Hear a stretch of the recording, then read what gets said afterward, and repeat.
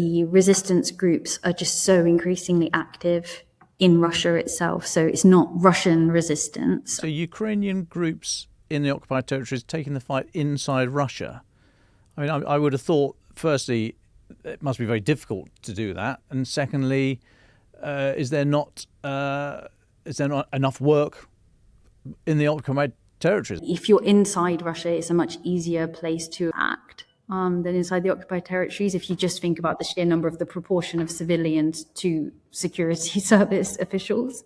Second, I mean, people in the occupied territories are under much closer surveillance than your average Russian citizen. Again, of course, there are lots of exceptions that prove that rule, but there's also the fact that, of course, now the Ukrainian deep strikes, they've started to focus much less on the oil refineries, for example, and to focus much more on some of these key kind of sites inside, many of which are inside the occupied territories or closer. So it may just be that, strategies have changed in terms of where they're being asked to focus their energies, because while some of these organizations do not directly work for Ukrainian intelligence services, they will, of course, have some form of contact and attempt to cohere some form of strategy.